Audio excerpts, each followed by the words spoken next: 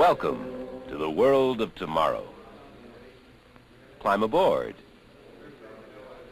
You are about to take a journey out of this world into the world of the future. Forget the world around you. Forget the people around you. You are entering Futurama, alone with your own thoughts.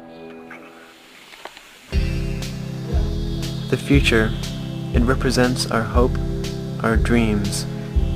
Our vision of the future is a reflection of our present condition. It is the solution to all our problems. It is a canvas upon which we paint our fears. The future represents what we've always wanted, whether it is possible or not.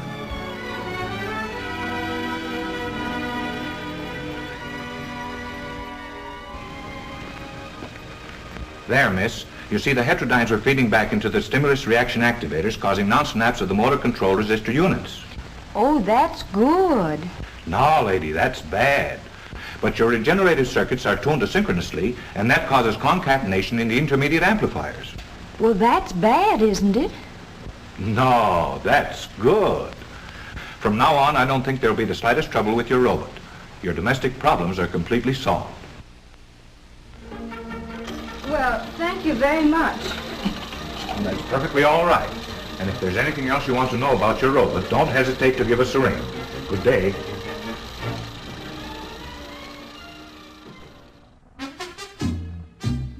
What were the dreams and hopes, the fears and problems of half a century ago? What was their vision of the future?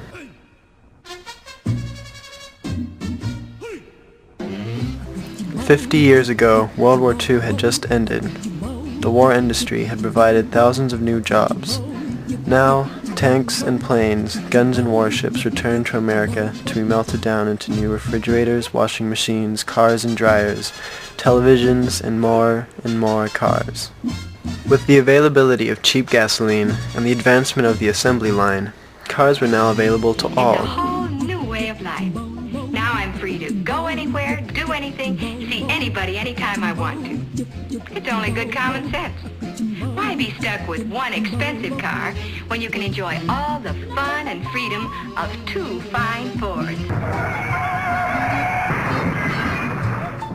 How to move people and goods from one place to another is one of the most fundamental problems for people to solve. The future of 1950 was the car.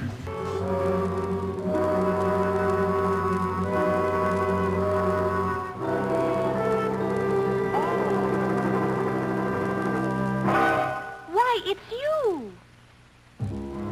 Firebird 2 to Control Tower. We are about to take off on the highway of tomorrow. Stand by. Our dreams will come true.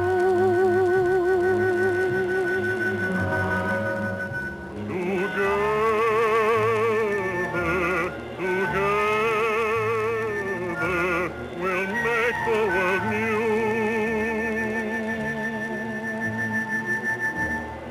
Strange shapes will rise out of the night, but our love will not change, dear. It will be like a star burning bright, lighting our way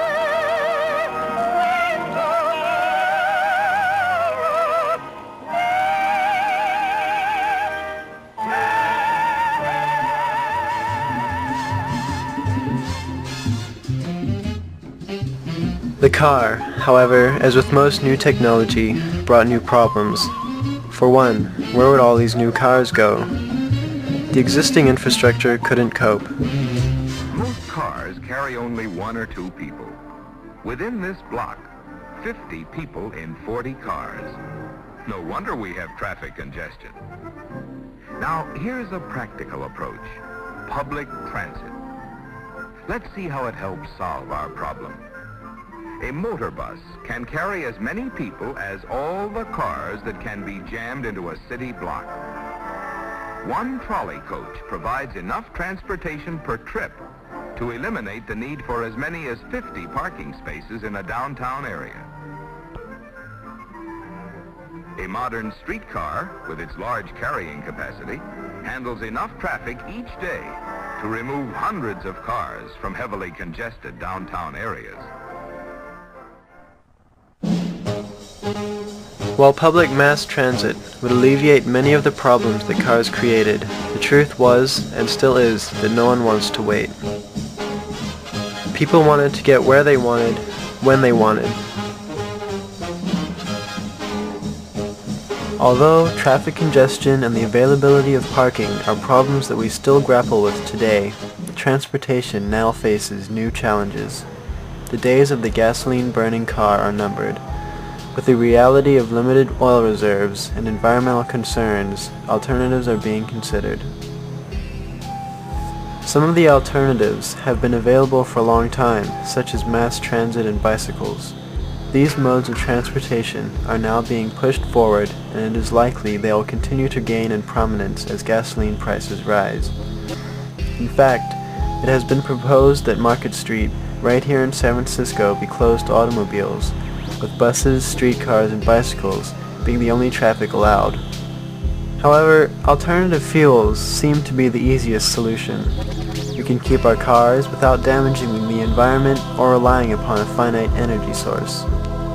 The idea is to see that a child born today will be driving a car as his or her first car, which will be powered by hydrogen and pollution-free. Taken at face value, hydrogen seems to be the perfect solution. One of the major selling points of hydrogen is that it's everywhere, and this is true, but most of it is bonded with oxygen in the form of water. To break the bond and obtain hydrogen, you need to apply energy. Therefore, hydrogen is not an alternative energy source, but only a way of storing existing energy. One of the methods used to obtain hydrogen from water is This is where electricity is taken from the power grid and used to break the bonds between hydrogen and oxygen. So, you have to use energy to produce the electricity that is used to produce hydrogen, which then powers your car. By the time the energy produced at the power plant reaches your car in the form of hydrogen, 75% of the energy has been lost. Not exactly the definition of efficiency.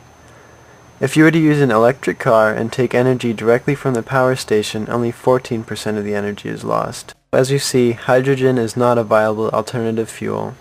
Other alternatives have similar problems.